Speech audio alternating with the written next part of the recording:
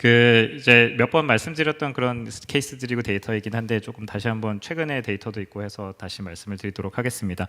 아ortic 스테노시스에 있는 환자들이 이제 코로너리 아테리티스가 동반되는 비율이 젊은 환자군에서는 많지는 않지만 많은 군에서는 거의 한 80%까지도 손에 손을 잡고 다니고, 사실 탑이 전에 PCI 할 거냐, 탑이 하면서 할 거냐, 한 후에 스테이지드로 할 거냐, 여러 가지 환자의 나이나 어떤 밸브를 쓰고 코로나리 하이시 어떻고 사이너스 발사브 사이즈가 어떤지에 따라서 다양하게 많이 차이가 나고, 또 오퍼레이터의 프레퍼런스도 같이 많이 영향을 끼칠 것 같습니다. 각각의 장점 또는 각각을 해야 되는 상황들은 뭐 어느 정도 확고하게 있는 게, 사실 처음에 비포 타비에는 이제 뭐 굉장히 컴플렉스한 PCI라면 미리 좀 해놓고 하는 게 나을 수도 있고, 셀프 익스펜더블 밸브 같은 경우에도 뭐 아니면 ACS로 이제 프레젠테이션 한 경우에도 이제 먼저 타비 전에 하는 게 좋겠고, 그냥 벌룬 익스펜더블을 쓸 거거나 아니면 이제 그냥 좀 환자가 좀 AKI가 있거나 하는 경우에는 이제 포스트 타비로 해가지고 이제 컨트라스트 양을 줄이는 것도 도움이 되겠습니다. 각각의 그냥 역시 저울의 양팔이라고 생각하시면 되고, 뭐 어떤 연구에서는 그냥 크게 차이가 없다, PCR을 먼저 하건 나중에 또는 스테이지 동시에 하건 아웃컴에는 차이가 없다는 것도 보인 바가 있는데, 사실 뭐 2년, 3년 전에 발표된 액티베이션 연구에서는 오히려 먼저 했더니 PCI before vs staged 또는 뭐 메디컬을 봤을 때는 차이는 에피커스 베이스에는 차이는 없는데, 뭔가 이제 확실히 블리딩이 더 먼저 한 군에서 많았다는 것도 보여준 바가 있고요. 사실 요거는 근데 최근에 이제 노션 연구에서는 또 PCI를 하냐 안 하냐 또는 컨서버티브 를 455명에서 살펴봤고, 굉장히 저희가 지금 타비가 하고 있는 81세 정도의 이제 민 에이지가였었는데, 보면은 비포 타비가 한 74%니까 한 4분의 3 정도 되겠죠. 컨커민턴트까지 하면은 거의 다 이제 입원 기간 중간에 이제 한 경우가 되겠는데, PCI를 한 군에서 메이스가 확실히 적게 나타나는 것을 보인 바가 있고, 출혈 위험은 별로 차이가 없었다. 그래서 이런 진짜 고령의 환자에서 오히려 이제 PCI를 너무 두려워할 필요는 없겠다라는 것을 다시 한번 좀 보여준 바는 있습니다. 왜 자꾸 이런 고민을 하냐면은, 이게 이제 캐비엇 레지스트리 한 5, 600명의 그 환자들을 대상으로 한 레지스트리 데이터고, 이번에 TCT에서 발표가 됐는데, 이 초록색이 이제 완전히 잘 컴플리트하게 캐뉼라이제이션 된 군, 노란색이 이제 인컴플리트 근처에 가서 쏴서 이제 안지오를 찍은 군, 빨간색이 완전히 실패한 군이 되겠는데, 확실히 이제 셀프 익스펜더블 밸브 같은 경우에는 이제 벌룬 익스펜더블에 비해서 컴플리트 잘 찍을 수 있는 비율은 낮고, 거기다가 이제 에볼루트가 조금 더 낮은 것을 보인 바가 있습니다. 다행히 보시면은 한 5%에서 10% 정도만 전혀 못 찍는 경우가 생기는데, 사실 이 5%에서 10%가 응급 상황이라면 좀 문제가 되긴 하겠지만, 꺾이지 않는 마음을 가지고 있다면은 결국엔 성공을 할 수 있는 거라는 것을 또 이제 이 데이터를 통해서 보면 알 수가 있고요. 에볼루트도 이제 최근에 이제 앞으로 이제 에볼루트 FX 등의 이제 좀 신형 디바이스가 나오면은 이런 것들도 다 극복을 할 수 있을 거라고 생각이 됩니다. 그래서 벌룬이랑 셀프 익스펜더블은 확실히 차이가 나고, 셀프 익스펜더블 안에서는 에볼루트가 조금 더 어려운 정도지만 이것도 이제 뭐 업그레이드가 될 테고, 에큐레트 네오나 이제 나비토 같은 경우에는 훨씬 더 수월한 것으로 이제 보여준 바가 있고요. 저는 개인적으로는 레프트냐 라이트냐 했을 때, 라이트는 그래도 어떻게 노란색으로라도 찍는데 레프트가 더 어려웠던 기억이 많긴 한데, 실제 이 캐비앗 레지스트리 데이터 자체에서는 레프트는 거의 페일한 경우가 없고, 라이트는 페일하는 경우가 한 5%에서 한 7, 8%까지는 돼서 오히려 이제 라이트가 더 좀 어렵구나 하는 것을 다시 한번 이제 깨닫게 됐고요. 확실한 거는 이렇게 타비 이후에 안지오를 해야 되면은 컨트라스트 더 많이 쓰고, 다이그노스틱 카테터도 더 많이 써야 되고, 그러다 보면은 결국엔 시간도 더 많이 걸리기 때문에 뭔가 이제 ACS로 프레젠테이션 할 만한 환자들은 좀 미리 하는 것도 도움이 될 것 같습니다. 78세 남자 환자분이 숨이 차다고 응급실로 오셨고, 예전에 이제 인피리어 MI로 PL 브랜치에서 PCR을 했다는 기록은 있는데 뭐 영상은 보이지는 않고, 코일 엠볼라이제이션을 했던 기록도 있고 AFib 있습니다. 에코를 보면은 이제 시비어 ES, Vmax 4.3에 민 프레셔 그레디언트 51, AVA 0.6의 시비어 ES 환자분이고요. 환자분 같은 경우에는 이제 탑이 직전에 코로나리 안지오그래피를 했고, JL4로 잘 걸려가지고 받고, 프록시멀 미드 LAD에 한 50% 정도의 리전이 있는데 뭐 그렇게 심해 보이지는 않습니다.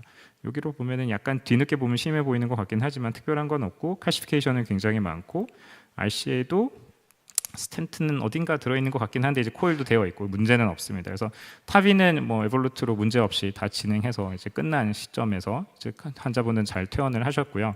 근데 한 3개월 뒤에 다시 숨이 차고 누우면 올솜니아가 있고 식사를 잘 못하신다고 응급실에 왔는데 엔자임이 엘리베이션이 되어 있습니다. 이제 에코를 봤더니 뭐 탑이 밸브 자체에 크게 문제는 없고 앱이 펑션도 괜찮으시고 EKG에서 ST 엘리베이션은 없었고 그래서 요 뒤에 이제 안지오를 하게 되고요. 이분 같은 경우에는 굉장히 그냥 편하게 똑같이 femoral approach JR4, JL4로 뭐 잘 걸리진 않았지만 인컴플리트하게지만 이제 찍히는 그런 경우가 되겠습니다. 잘 정확하게 보이진 않아서 잘 다시 걸어서 보면은 뭐 크게 달라진 거는 없나 싶은데 프록시멀 LAD의 요 조그만 포컬한 리전이 전에보다 좀 더 심해진 것이 발견이 되었고 이제 오프렌치 JL4니까 뭐 당연히 뭐 특별하게 칼시피케이션이 이쪽에는 심하진 않고 이제 시도합니다. 6프렌치 JL4 가이딩 카테터로 시도하고 마찬가지로 그냥 쉽게 걸려서 벌룬하고 스텐트 넣고 해피한 이런 케이스도 있지만 다음 환자 같은 경우에는 비슷하게 75세 여성분이고 흉통으로 응급실에 와서 시비어 ASO가 있는 환자분이셨습니다. 그래서 보면은 에코상에서도 마찬가지로 Vmax 5.3에 68, 0.6 시비어 AS고 마찬가지로 이분은 안지오를 근데 ASO가 심해가지고 처음부터 레디알로 찍게 되고 LAD가 약간 디퓨즈한 리전은 있지만 뭐 심각하게 PCI를 당장 해야 되겠다라는 생각은 들지 않는 그런 이제 리전들이고 타비를 진행합니다. 타비는 이분은 제가 알기로 서클라비안으로 ASO 때문에 서클라비안 어프로치를 해가지고 잘 시행했던 환자고요. 보시면은 약간 좀 그 사이너스 발살반은 되게 크고 스탠트 그 뎁스도 괜찮기는 한데 뭔가 걸기는 쉽지 않겠다라는 심장도 약간 누워 있고 나중에 걸기는 쉽지 않겠다라는 느낌이 약간 들기도 합니다. 3개월 TT, CT 문제 없었고 6개월 포스트 타비에는 근데 갑자기 응급실에 흉통으로 내원을 하시고 라이트도 쉽지 않습니다. 처음부터 쉽지는 않은데 그래도 어찌어찌 찍어가지고 괜찮은 거는 확인했고 레프트가 문제인데 레프트 이때 이제 레디알로 접근을 먼저 했었고 스트럿 사이로 이제 가이딩 카테터가 들어가고 하면서 어떻게 다행히 이제 오프렌치로 JL3.5로 이게 딱 끼워가지고 잘 찍습니다. 찍은 거 보면은 결국에는 이제 이 부분이 문제였을 거라고 생각이 되고요. 뭐 고상에서 특별하게 다른 문제는 없어가지고 이제 PCI를 해야 되는데 이제 똑같이 레디알로 들어가고 똑같이 JL3.5 가이딩을 써도 이제 다이그노스틱과 가이딩이 다르다 보니까 쉽게 들어가지는 않습니다. 확실하게 이 와이어는 그 테르모 와이어 저희는 이제 아사히 실버웨이 와이어를 쓰는데 이 실버웨이 와이어는 이제 스텐트 안에다가 그 밸브 안에 잘 넣어가지고 뭐 왔다 갔다 하는 것도 보이고 하는데 잘 되지 않고 근처에만 가고 요 스트럿을 통과를 해도 이게 그 코로나리 오스와는 떨어져 있습니다. 다이색 더 하면 다이색 생길 것 같고 해서 일단 여기서 이제 더 이상 안 될 때는 뭐 시도를 더 하는 것도 좋겠지만 일단 처음에 그 약간 페모랄 또는 이제 뭐 좀 레프트 레디얼 어프로치가 더 좋다고 하는데 이제 페모랄 어프로치로 변경을 합니다. 그리고 롱시스를 써가지고 확실하게 이제 그 가까이 그 가이딩 카테터가 이 밑에 있는 톨처스티를 극복을 할 수 있게 해주고 다시 시도를 하는데 마찬가지로 어느 정도 가까이까지는 가는데 완전히 이제 캐뉼레이션은 되지는 않지만 그래도 이제 플로우가 보이고 어느 정도 해볼 만한 여지가 있겠다라는 이제 상황이 생각이 들게 되고요. 이 정도 보면은 그래서 014 코로나리 와이어로 저거 앞에다 두고 잘 낚시를 해가지고 일단 집어넣습니다. 일단 집어넣고 그 다음에 이제 여기서 바로 또 뭘 이 와이어를 이제 LAD로 넣고 하려 그러면은 이제 문제가 생기니까 익스텐션 카테터를 이용해가지고 이제 충분히 이제 넣어주게 됩니다. 그렇게 되면은 이제 익스텐션 코로나리 와이어는 이제 레이무스에 들어가 있고 익스텐션 카테터와 하나의 더 코로나리 와이어를 014 와이어를 더 써서 LAD로 넣고 무사히 이제 PCI를 마무리하는 이런 케이스가 되겠습니다.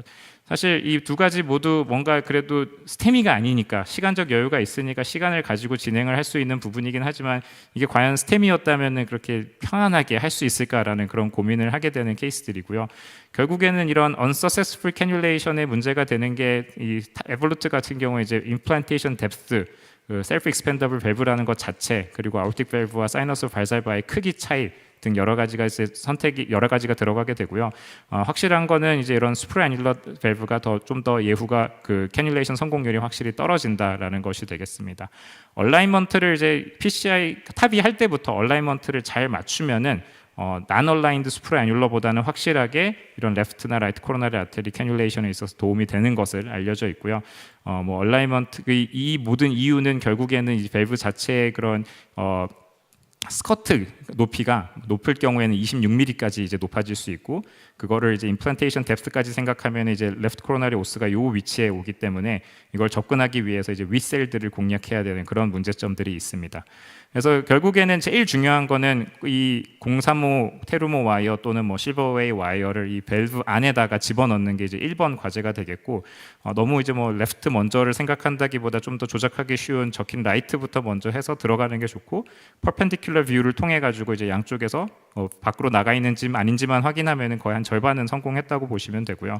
그 다음에 이제 약간의 그 JL이나 JR이든 마지막에 있는 그 각도를 앵글을 조절할 필요가 있어서 와이어를 넣어놓고 또는 뭐 스티프 와이어를 쓰거나, 전에 한번 코멘트 받은 거로는 그냥 플렉스블 그냥 그 플러피 와이어에 그냥 뒤쪽을 살짝 넣어가지고 펴는 것도 이제 많이 도움이 될 것 같고, J가 안 되면 앵글드까지도 써볼 수도 있겠습니다. 그리고 안 되면 이제 또 코로나리 가이드 와이어를 통해서 넣고 익스텐션 카테터를 이용해서 이제 도움을 받는 방법도 있겠습니다.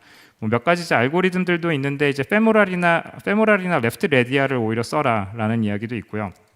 그 다음에 다이그노스틱 같은 경우에는 적힌으로 웬만큼 해결이 되는데, PCI를 해야 될 경우에는 이제 적힌으로 안 되면은 이카리 카테터와 같이 뭔가 조금 더 이제 앵글이 있는 것들을 사용을 해라라고 되어 있는데, 이게 결국에 보면은 많은 시비어 AS 환자들, 고령의 환자분들 심장이 좀 누워 있는 경우가 많고, 아까 두 번째 케이스에서 보여드렸듯이 코로나리 오스는 이제 하늘을 통해서 이제 하늘을 향해서 나가 있는 경우가 많아서 근데 이제 카테터는 그 밸브 때문에 더 이상 못 올라가니까 그 길이를 극복할 만한 카테터가 중요한 것 같습니다.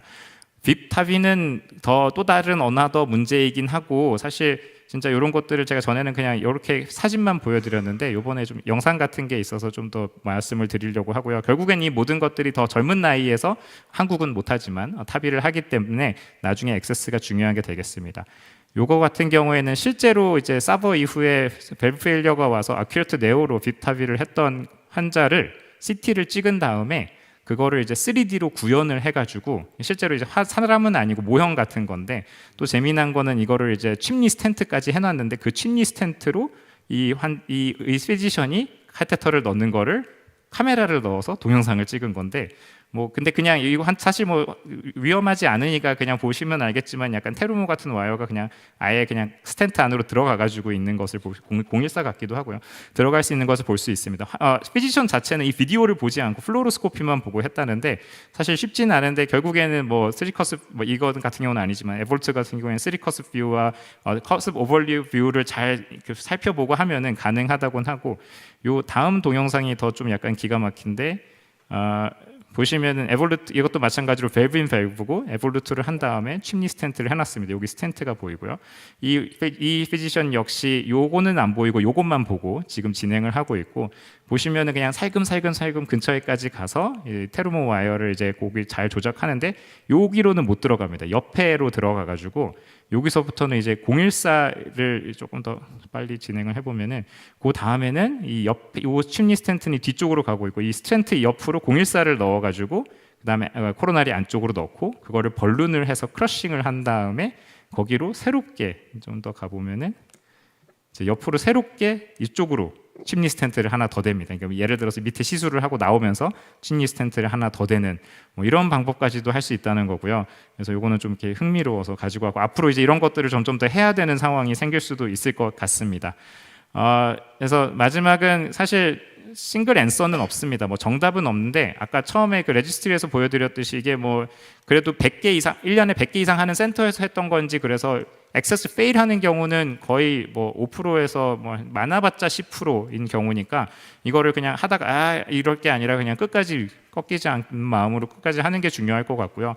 어떠한 옵션을 가지고 있고 어떠한 상황을 할 수 있는지를 생각을 하고 그 다음에 첫 합의를 하는 게 좋겠고, 뭔가 이제 이머전시 상황에서는 이거는 이제 앞에 앉아 계신 김효수 교수님께서 저번에 한번 커멘트 해주신 거긴 한데, 이런 차라리 환자에게 너는 이걸 넣었으니까 너 이 숫자 4개를 외워라, 커스브 오버랩 뷰와 3커스 뷰를 외워가지고 다녀라라고, 이제 아니면 카드를 하나 줘서 이렇게 해보고 할 수 있을 것 같아. 잘 이제 얼라이먼트가 맞아 있는 상황이면 시도를 하고, 아니면은 그냥 이제 탑이 사람으로 보내라고 이렇게 말씀도 해주셨는데, 뭐 그런 방법도 있겠습니다. 여러 가지 035, 014, J 앵글드 와이어를 잘 사용을 해보면은 다 성공하실 수 있을 거라고 생각을 합니다. 경청해 주셔서 감사합니다.